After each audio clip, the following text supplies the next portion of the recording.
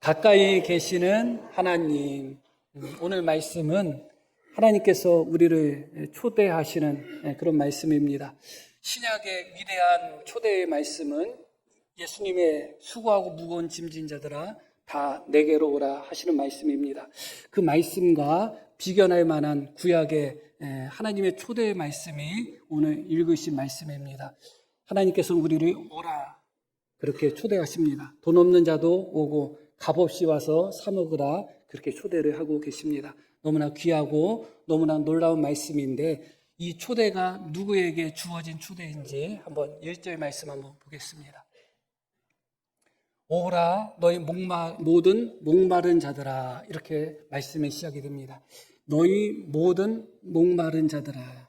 바로 이 목마름, 이 갈증, 이것이 바로 초대받는 자들의 정체성이다, 그렇게 생각할 수가 있습니다.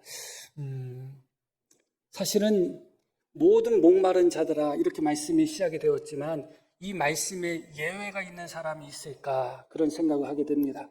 인간은 본질적으로 실존적으로 목마른 존재입니다. 만족할 수 없는 존재입니다. 행복을 찾아 헤매지만 어떤 누구도 완전한 행복, 완전한 만족을 얻는 사람은 아무도 없습니다.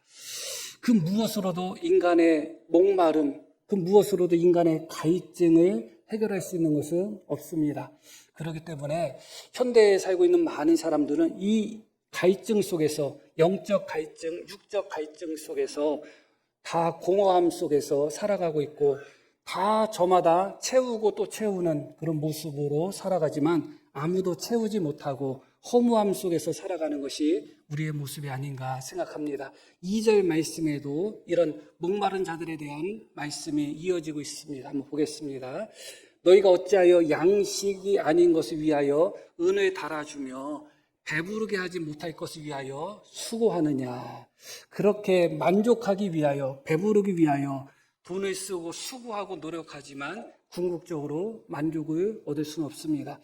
이런저런 것을 소비하고 이런 물건 저런 물건 명품을 사고 그런다 할지라도 그 순간에는 참 행복한지 모르지만 그 만족감이 얼마나 가지 않습니다. 내가 꼭 갖고 싶은 거 반드시 저것을 사야 되겠다, 저 차를 사야 되겠다, 저 집을 사야 되겠다, 저 옷을 사야 되겠다, 그것을 사고서 얼마만큼 만족할 수 있는가, 오래 가지 못합니다. 그것을 통해서 만족할 수 있고 그것을 통해서 우리의 갈증이 해소될 수 있다면 돈 많은 사람들은 이 땅에서 아무런 부족함이 없이 행복하게 살겠죠. 그런데 자사율을 보면 돈 많은 사람들의 자사율이 더 낮지 않습니다. 돈 많다고 해서 만족한 것이 아니라는 것이죠. 그렇게 또 돈 많고 하는 사람들 중에 또 중독에 빠진 사람들이 참 많습니다. 도박 중독에 빠진 사람도 있고 또 성 중독에 빠진 사람도 있고 이런저런 세상의 쾌락에 그런 또 알코올 중독 등등 중독 속에 빠져 있는 사람들이 많습니다. 그런 중독 속에 빠져 산다는 것은 결코 인간은 그 무엇으로도 만족할 수 없는 그런 존재라는 것입니다. 만족하지 못하기 때문에 더 자극적이고 더 센 것을 추구하다 보니까 중독에 빠지게 되는 것이고 결국은 파멸하게 되는 것이죠. 말씀드렸듯이 그런 중독 속에 빠져서 인생을 나락으로 보내는 많은 사람들을 보면 꼭 돈이 없거나 혹은 어떤 학벌이 낮거나 혹은 어떤 사회적 지위가 없거나 그런 사람이 아닙니다. 사회적 지위가 높기도 하고 권력도 갖고 있기도 하고 학벌도 좋기도 하고 돈도 많고 사회적으로 볼 때 성공했다 하는 사람들 중에 그런 중독에 빠져 있는 사람, 또 중독에 빠져 있는 사람뿐만 아니라 정반대의 모습처럼 우울증에 빠져 있는 사람들, 그런 사람들이 너무너무 많습니다. 이런 모든 것들은 인간이 결국은 갈증 속에서, 목마름 속에서 만족을 느끼지 못하는 그런 부분을 보여주는 증거다 할 수가 있습니다. 현대사회는 이런 소비적인 부분들이 많이 발전하고 있습니다. 여러 가지 부분에 있어서 소비적인 부분이 발전하고 있지만 그 모든 소비가 우리를 만족하게 만들지 못한다고 말씀을 드렸습니다. 더군다나 많은 사람들은 자기 자신이 누군가에게 인정받고 싶고 칭찬받고 싶고 또 사랑받고 싶어하는 그런 부족함, 자기 마음의 공허한 부분을 채우기 위해서 이런저런 모임도 많이 하고 또 취미 활동도 많이 하고 또 이런저런 개인적인 그런 자기 발전을 위한 노력도 많이 합니다. 그러나 아무리 많은 동호회를 가입한다 할지라도 그것이 본질적으로 우리에게 있어서 공허함을 가져다 주지는 않습니다. 그것을 채워주지는 않습니다. 그 모든 것들이 결국은 우리를 공허하게 만들 수밖에 없다. 그토록 우리가 이 땅을 살아갈 때 그 어떤 것도 돈이든 권력이든 인기든 성공이든 그 어떤 것도 우리를 완전하게 충만하게 채워줄 수 있는 것은 아무도 없다 하는 것을 우리는 인정하지 않을 수가 없습니다.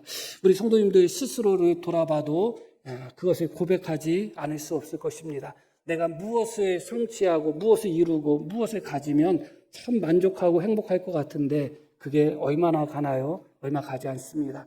인생은 본질적으로 그렇게 공허한 존재고 본질적으로 갈증을 느끼는 목마른 존재다.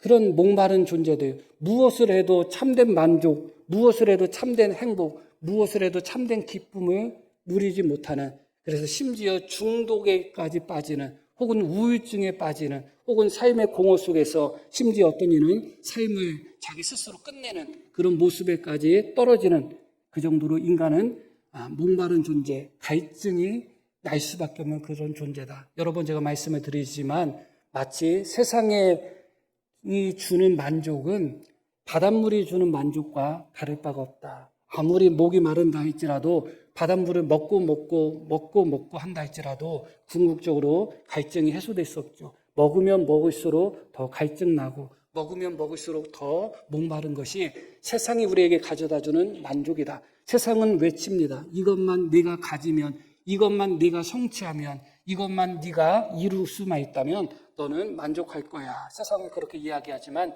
세상이 주는 성공, 세상이 주는 만족은 언제나 바닷물과 같다. 우리에게 진정한 영적 갈증을 해소할 수 있는 것은 안 된다 하는 것을 보게 됩니다. 그렇게 목마른 자들, 그렇게 갈증 느끼는 자들, 그렇게 삶에 있어서 만족하지 못하고 채워지지 못하는 그런 모습 속에서 공허 속에서 살아가는 우리를 향하여 너희 목마른 자들아 내게 오라, 그렇게 주님은 초청합니다. 수고하고 무거운 짐진 자들아 다 내게로 오라 하셨던 예수님의 초청과 같은 초청이 됩니다. 1절 말씀을 또 다시 한번 보겠습니다. 오라, 이렇게 말씀이 시작이 됩니다. 저는 예전에 이 오라가 오탄지 알았어요. 오라의 오탄지 알았어요. 그렇게 보이지 않아요? 이 오라는 감탄사예요.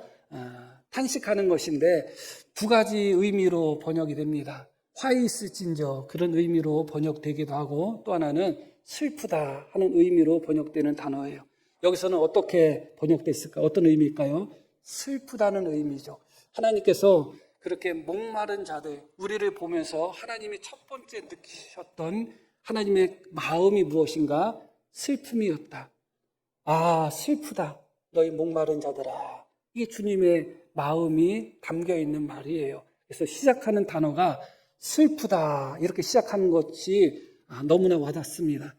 하나님은 우리 목마른 자들을 보면서 슬프다, 애처롭다, 그렇게 말씀하고 계십니다.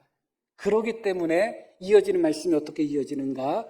물로 나오라, 돈 없는 자도 오라. 너희는 와서 사 먹되 돈 없이 값 없이 와서 포도주와 젖을 사라. 우리를 불쌍히 여기기 때문에 목마른 자들을 불쌍히 여기고 그 갈증 속에서 고통스러워하고 그 갈증 속에서 중독에 빠지고 그 갈증 속에서 공허함 속에서 절망감에 빠져있는 우리를 불쌍히 여기시기 때문에 주님은 오라고 합니다. 조건 없이 오라고 합니다. 돈 없는 자도 오라고 이야기합니다. 돈 있는 자만 오라고 하시면 몇 사람이 주님께 나오겠어요? 간혹 가다가 어떤 이들 중에는 실제로 헌금할 돈이 없어서 교회 못 가겠다 하는 분도 있어요. 그 마음이 진심인지 어떤지는 모르겠어요. 교회가 그렇게 돈을 밝힌다고 소문이 났나요? 왜 그런지는 모르겠습니다. 그러나 하나님은 돈 없는 자도 오라고 말씀합니다. 가진 자뿐만 아니라 가지지 못한 자, 높은 자뿐만 아니라 낮은 자, 힘 있는 자뿐만 아니라 힘 없는 자, 누구든지 오라, 그렇게 말씀합니다. 그게 하나님이죠. 이런 위대한 초대는 그 어디에서도 발견될 수 없는 초대입니다. 우리는 그 누구도 가리지 않고 다 내게로 오라고 말할 수 있는 사람은 아무도 없어요. 그러니까 친구를 사귀어도 가려서 사귀죠. 저 사람은 나하고 가까이 안 했으면 좋겠다. 저 사람 내 옆에 안 왔으면 좋겠다. 그런 마음을 갖는 경우들이 너무나 많습니다. 그러나 하나님은 그렇지 않습니다. 하나님의 위대한 초대에는 차별이 없습니다. 돈 없는 자도 오고 있는 자도 오고 가난한 자도 오고 높은 자도 오고 낮은 자도 오고 절망 속에 눈물 흘리는 자도 오고 그 예외 없이 다 오라고 말씀합니다. 와서 사 먹되 돈 없이 사 먹으라고 말씀합니다. 우리를 불쌍히 여기셨기 때문에 그래요.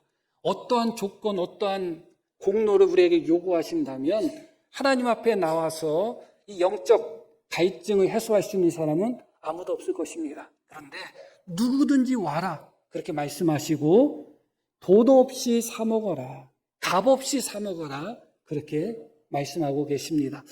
너무나 하나님의 은혜가 큰 것이죠. 그래서 우리는 이것을 은혜라는 단어 외에는 다른 단어를 쓸 수가 없는 거예요. 모든 것이 은혜인 것입니다. 우리의 공로, 우리의 열심, 우리의 노력 그것을 요구하지 않습니다. 심지어 우리의 돈을 요구하거나 그 무엇도 요구하지 않습니다. 돈 없이 값 없이 와서 사 먹으라 그렇게 말씀하고 계십니다. 그러면서 포도주와 젖을 사라 이렇게 말씀이 이어지죠.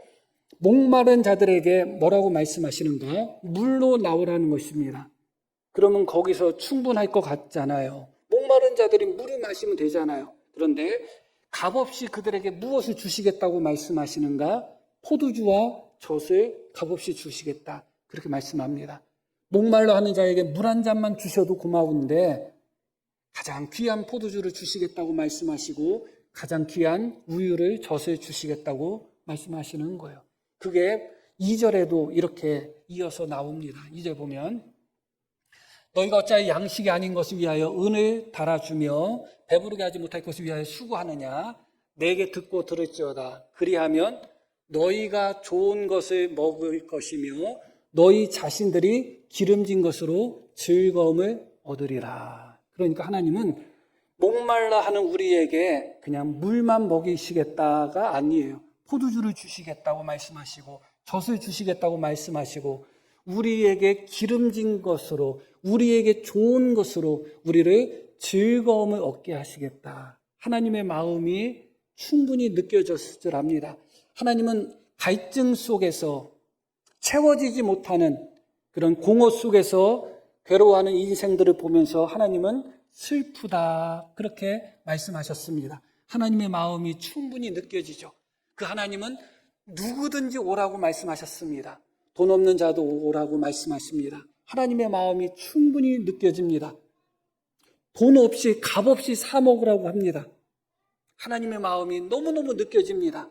그 하나님은 너희에게 물뿐만 아니라 포도주를 주고 너희에게 젖을 주고 너희 자신이 기름진 것으로 즐거움을 얻게 하겠다고 말씀합니다. 그게 하나님의 말씀이에요. 제가 자주 인용하는 말씀, 사람으로 고생케 하는 것이 하나님의 본심이 아니라는 말씀, 너무너무 좋은 말씀이고 너무너무 귀한 말씀인 것 같습니다. 우리가 이 땅에서 고난당하고 어려움 당할 때 우리는 힘들고 속상할 때가 있습니다. 그러면 고난당하고 어려움 속에서 사는 우리를 보면서 하나님은 기뻐하고 즐거워하실까요? 그렇지 않습니다. 하나님이 우리를 향하여 갖고 계신 마음은 애처로운 마음이에요. 애달픈 마음이에요. 참 고생하는구나. 참 어려움 속에 사는구나. 그게 하나님이에요. 하나님은 우리가 이 땅에서 고생하기를 원하시는 분이 아니에요. 어쩔 수 없이 우리가 복음 가운데 때로는 수고하고 복음 가운데 때로는 고난 당할 수도 있습니다. 그러나 하나님이 우리를 향한 본심은 이 땅에서 고생하고 수고하고 이 땅에서 눈물 흘리는 것, 하나님의 본심은 아닌 것입니다. 우리가 이 땅에서 기뻐하는 것, 이 땅에서 즐거워하는 것, 이 땅에서 행복해하는 것, 그것이 하나님이 기뻐하시는 겁니다. 교회는 하나님께 기도하는 회개의 눈물이 넘쳐나야 됩니다. 그러나 하나님은 제가 말씀을 읽다 보니까 우리의 회개의 눈물보다 우리의 웃음소리를 더 좋아하시는구나 하는 생각을 하게 됐습니다. 그게 하나님의 마음이에요. 우리가 날마다 잘못했어요. 울고 가면 아이고 너 믿음 좋다, 신앙 좋다. 하나님이 그렇게 생각하실까요? 그럴 수도 있죠. 하나님이 정말 원하는 것은 본질적으로는 우리의 웃음소리예요. 눈물을 통한 웃음이에요. 제 대신에 화관을 우리에게 주시는 것, 슬픔과 근심 대신에 기쁨을 우리에게 주기를 원하시는 거예요. 그게 하나님의 마음이에요. 그래서 우리에게 오라고 말씀합니다. 하나님이 그렇게 너희가 오면 너희에게 물을 채워줄 뿐만 아니라 영적 갈증을 해소할 뿐만 아니라 가장 좋은 포도주와 가장 좋은 젖을 너희에게 줄 것이다. 너희 인생이 기름진 것으로 풍성하고 넘치도록 하시겠다. 그렇게 말씀합니다. 하나님의 마음을 느끼시기를 바랍니다. 우리를 향한 하나님의 사랑을 느끼시기를 바랍니다. 우리가 이 땅에서 슬퍼하고 고통스러워하고 목말라 할 때 우리를 보면서 슬퍼하시고 애달퍼하시고 마음 아파하시는 하나님을, 그 하나님의 마음을 이 시간 우리도 느끼셔야 됩니다. 그 하나님이 우리가 이 땅에서 승리하기를 원하시고 이 땅에서 기름진 것을 먹기를 원하시고 이 땅에서 풍성한 복을 누리기를 원하시는 그 하나님의 마음을 우리는 다 느끼셔야 돼요. 하나님은 그렇게 좋은 하나님이시고 그렇게 좋은 하나님이 우리를 초대하십니다. 하나님은 돈 없는 자도 오라고 했습니다. 가지지 못한 자, 힘없는 자, 낮은 자, 천한 자 다 오라고 말씀합니다. 하나님이 오라고 하신 사람들을 우리가 막을 수는 없습니다. 하나님이 오라고 부르신 자들을 나 때문에 떠나보낼 수는 없는 것입니다. 하나님은 누구나 다 오라고 합니다. 그러나 우리는 하나님의 마음을 품지 못하는 그런 어리석음을 가질 때도 있는 것이 아닌가, 그렇게 생각합니다. 이렇게 하나님은 우리에게 더 큰 은혜, 더 큰 복을 주시기를 원하시는 정말 좋으신 하나님인 것을 다시 한번 말씀을 통하여 깨닫게 됩니다. 오라 그렇게 외쳤던 하나님의 슬픔 속에서 하나님의 마음을 정말 깊이 깨닫게 됩니다. 그런 하나님이 우리를 만나기를 원하시고 우리에게 기름진 것을 주시기를 원하고 우리에게 복을 주시기를 원하는 것입니다. 우리에게 젖을 주시기를 원하고 우리에게 포도주를 주시기를 원하는 거예요. 그렇게 하나님이 우리를 위하여 예비하신 좋은 은혜들이 있습니다. 하나님이 우리를 위하여 예배하신 좋은 하나님의 복들이 있고 하나님이 우리를 위하여 예배하신 기름진 것들이 있습니다. 그것을 우리는 받아야 되잖아요. 누려야 되잖아요. 그러기 위해서 오늘 말씀이 우리에게 두 가지를 교훈하고 있습니다. 이 두 가지를 통해서 하나님의 초청에 응답할 수 있습니다. 하나님이 우리를 오라고 말씀하셨는데 값없이 와서 사 먹으라고 했습니다. 돈은 필요가 없습니다. 그런데 사 먹으라고 말씀하셨죠. 하나님이 요구하시는 것이 분명히 있습니다. 돈을 요구하거나 우리의 공로를 요구하진 않습니다. 그러나 하나님은 오늘 말씀 속에서 두 가지를 우리에게 요구하시는 것이고 그것을 통해서 우리는 하나님의 초청에 응답받고 그것을 통해서 하나님이 우리를 위하여 예비하신 가장 좋은 복을 누릴 수가 있는 것입니다. 2절 말씀을 한번 다시 보겠습니다. 너희가 어찌하여 양식이 아닌 것을 위하여 은을 달아주며 배부르게 하지 못할 것을 위하여 수고하느냐. 내게 듣고 들을지어다. 이렇게 말씀이 나옵니다. 반복되고 있죠. 내게 듣고 들을지어다. 그리하면 너희가 좋은 것을 먹을 것이며 너희 자신들이 기름진 것으로 즐거움을 얻으리라. 하나님 우리에게 요구하신 것, 우리가 하나님의 은혜, 하나님의 초청에 응답할 수 있는 그런 우리에게 요구된 첫 번째가 무엇인가? 하나님의 말씀을 듣고 들어야 된다. 3절 말씀도 볼게요. 너희는 귀를 기울이고 내게로 나와 들으라. 그러니까 2절, 3절에 들으라는 단어가 몇 번 나오죠. 또 귀를 기울이라는 말씀까지 나옵니다. 그만큼 중요하다는 거예요. 하나님은 값없이 하나님의 은혜를 주시기를 원합니다. 돈 있는 자나 없는 자나 모두에게 하나님의 은혜를 주시기를 원합니다. 그러기 위해서는 그 하나님의 은혜를, 하나님의 초대에 응답하기 위해서는 우리가 어떻게 해야 된다고요? 하나님의 말씀을 듣고 들어야 된다. 하나님의 말씀을 향하여 귀를 기울이고 또 들어야 된다. 그 이유가 4절에, 3절에 명확하게 나오죠. 그리하면 너희 영혼이 살리라. 그렇게 말씀합니다. 우리는 육신만 있는 존재가 아니잖아요. 인간은 영과 육으로 만들어졌고 그 중에 있어서도 육신보다 영혼의 가치가 더 소중하다는 것은 분명할 것입니다. 이 말씀 속에서도 본질적으로 하나님은 우리의 육신을 만족시키는 데에서 끝나고자 원하시지 않습니다. 하나님은 본질적으로 우리의 영혼을 만족시키시고 우리 영혼을 살리기를 원하시는 것입니다. 우리 영혼이 살아나기 위해서는 하나님이 예비하신 복을 누리기 위해서는 어떻게 해야 된다? 하나님의 말씀을 듣고 또 들어야 된다. 하나님의 말씀에 귀를 기울이고 또 귀를 기울여야 된다. 그래야 너희 영혼이 살 것이다. 그렇게 말씀합니다. 그리고 오늘 본문 속에서 우리가 하나님의 말씀을 듣고 들어야 되는 또 다른 이유가 하나 더 나옵니다. 8절 말씀 보겠습니다. 뭘 찾았어?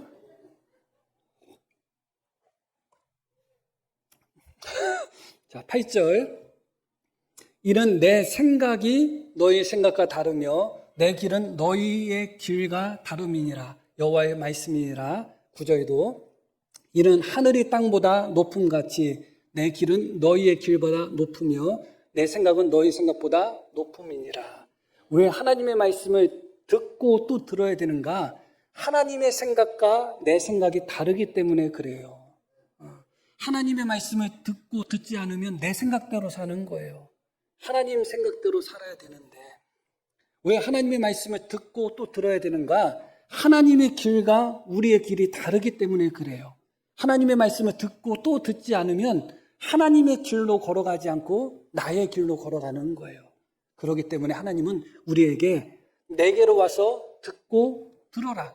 귀를 기울이고 또 귀를 기울여라. 그렇게 말씀합니다. 왜냐하면 내 생각과 너희 생각은 다르기 때문에 그렇다.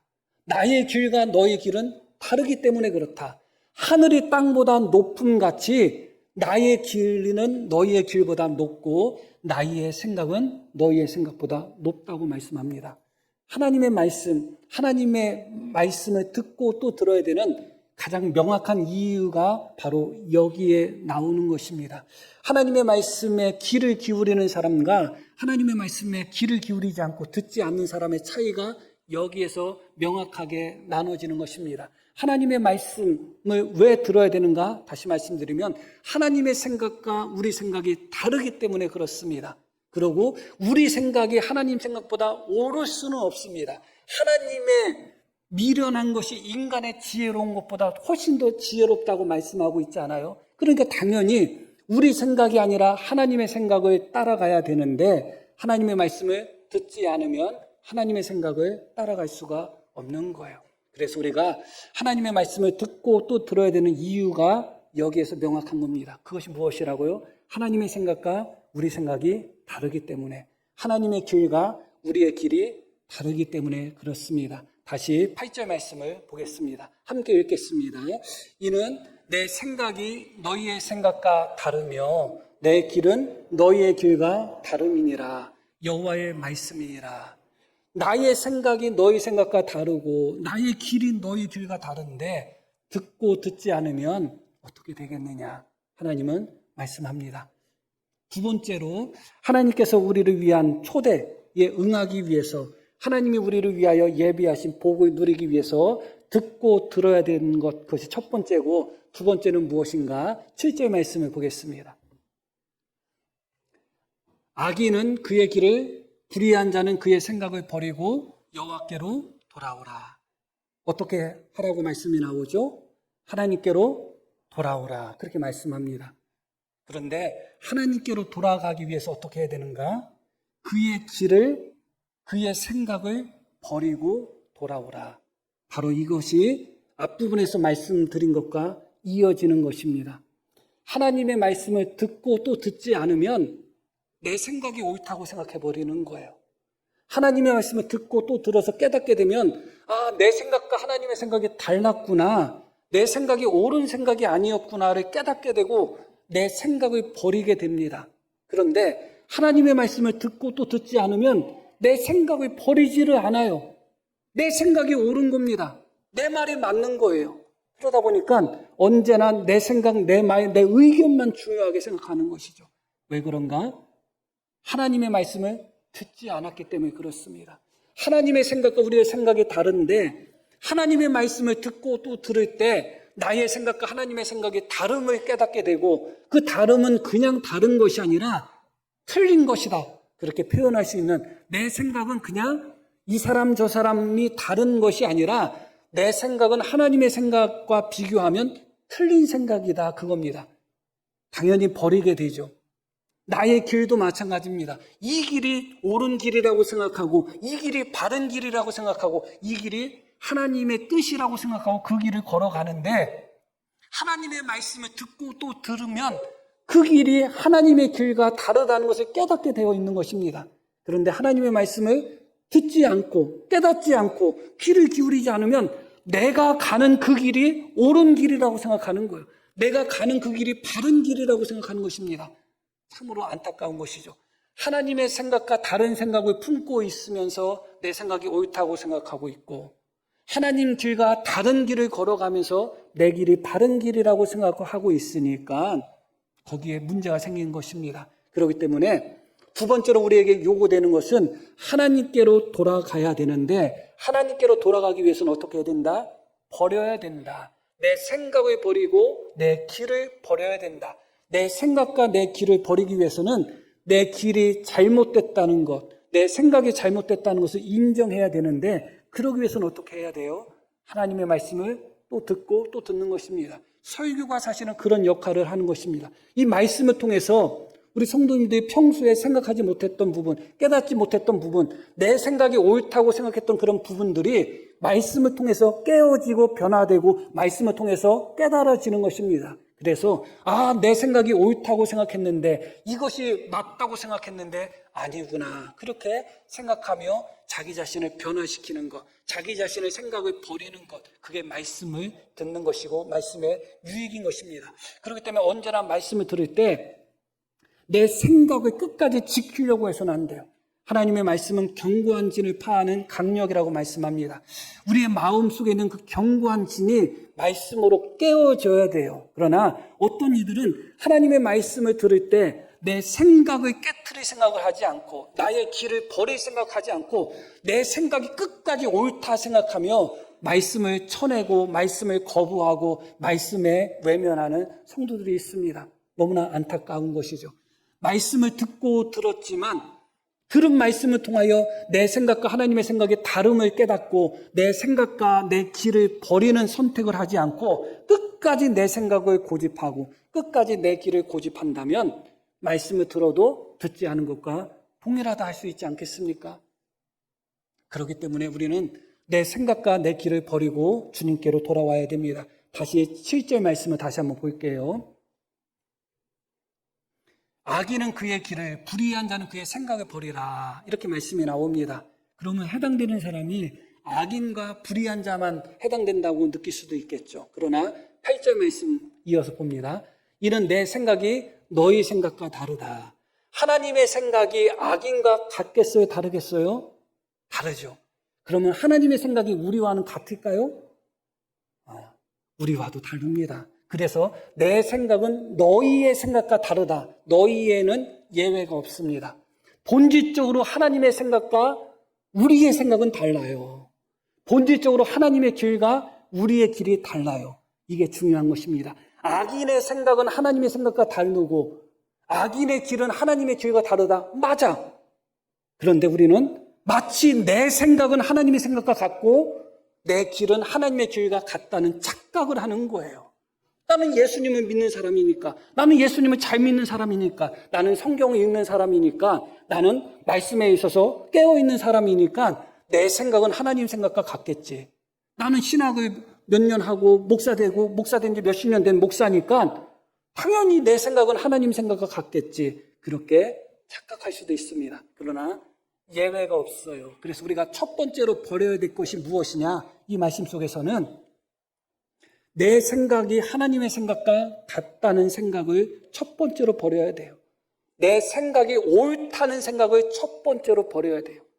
그 누구도 예외 없습니다. 어떤 사람도 하나님의 마음과 합한 사람은 없어요. 다윗이 하나님의 마음에 합한 자라 할지라도 다윗도 하나님의 뜻과 어긋난 것들 많이 있었습니다.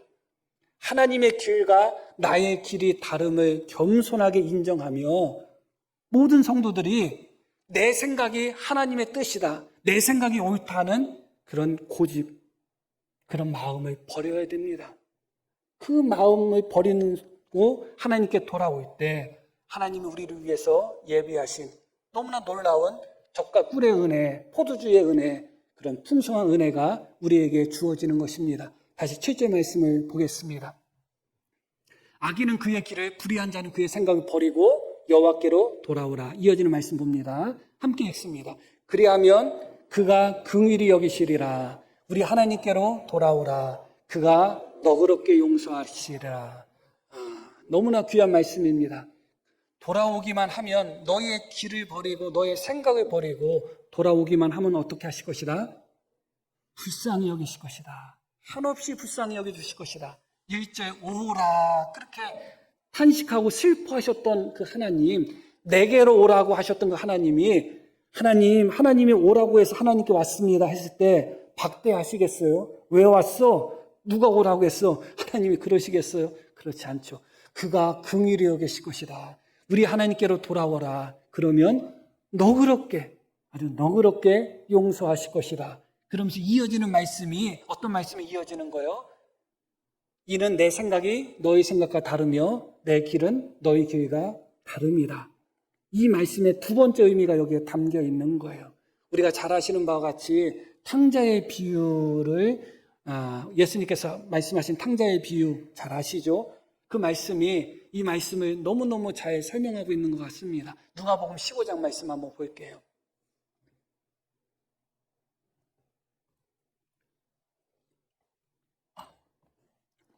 이건 아버지로 떠났던 탕자로 불리는 그 작은 아들이 하는 말이에요.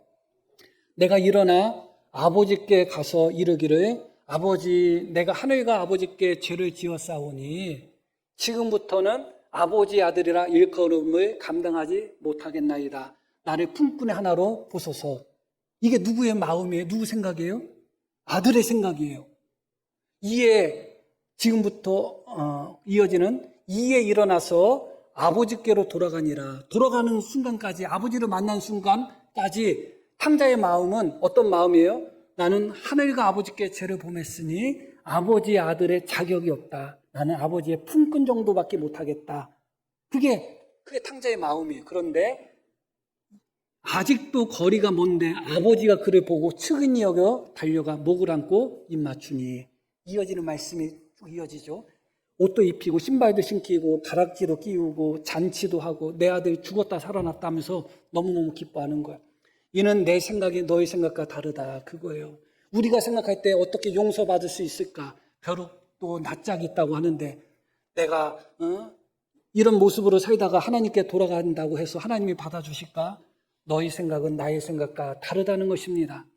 하나님의 생각은 우리가 생각할 때 용서받을 수 없는 자까지 용서하는 것입니다. 그러니까 예수님이 십자가에 못 박히셔서 당신 자신이 못 박힌 그 상태에서 당신 자신을 조롱하는 사람들을 보면서 저들의 죄를 용서해 주십시오. 우리 생각 아니잖아요, 이거. 우리는 이런 생각을 어떻게 해요? 내가 죽어서도 이 왼수를 꼭 갖겠다고 하죠. 우리 생각과 하나님 생각은 다른 겁니다.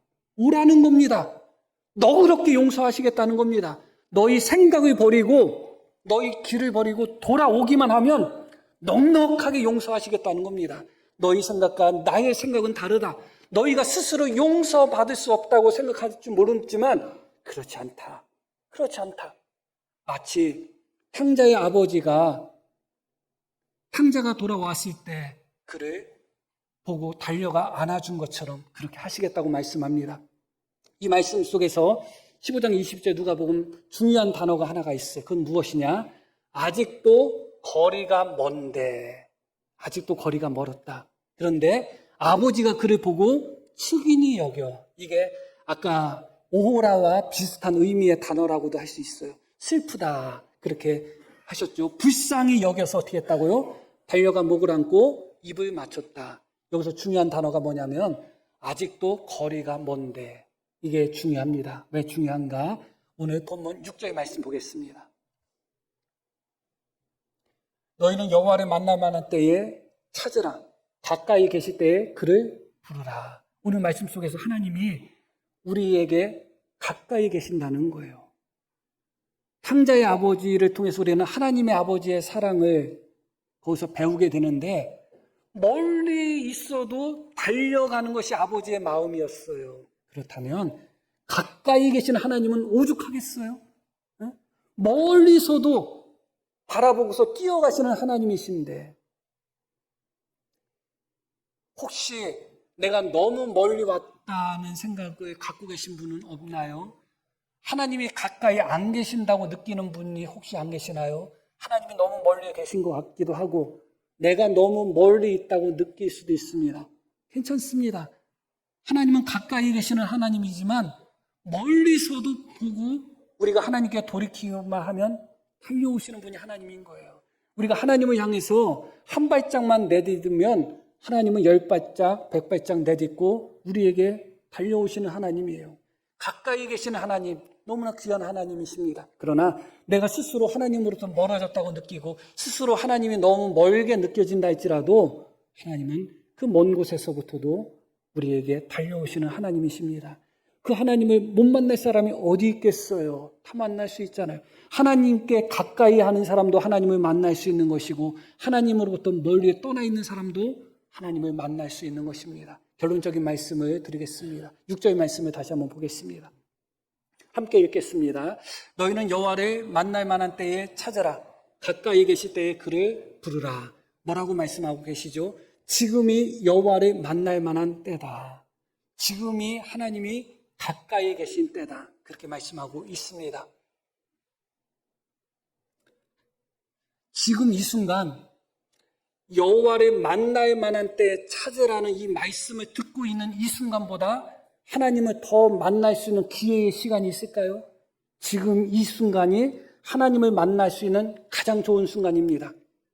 가까이 계실 때 그를 부르라고 말씀하는 이 순간, 이 말씀을 듣고 있는 이 순간, 이 말씀을 읽고 있는 이 순간보다 하나님이 우리에게 더 가까이 계실 때가 있을까요? 지금이 하나님이 가장 가까이 계실 때예요. 이 말씀을 읽고 이 말씀을 듣고 이 말씀을 설교하고 설교한 말씀을 듣고 있는 이 순간이 하나님을 만날 수 있는 가장 좋은 때고 하나님이 가장 가까이 계시는 때라는 것을 기억하셔야 됩니다. 붙잡으셔야 됩니다. 놓치지 마시기를 바랍니다. 멀리 있어도 달려오시는 하나님인데 무엇이 망설여져요? 붙잡으셔야 되는 것입니다. 가까이 계신 하나님을 부르고 만나라고 하는데 지금 하나님께서 우리에게 초대하고 계시는데 돈 없는 자도 오라고 말씀하시는데 값없이 오라고 말씀하시는데 젖도 주시고 꿀도 주시고 포도주도 주시고 기름진 것으로 다 주시겠다고 말씀하시는데 무엇을 망설이시는 거야? 내 생각을 버리고 내 길을 버리고 하나님께로 돌아오시는 그래서 하나님을 만날 수 있는 복된 축복이 우리 모든 성도님들에게 넘치기를 축복합니다. 우리 들으신 말씀 기억하며 함께 기도하시겠습니다.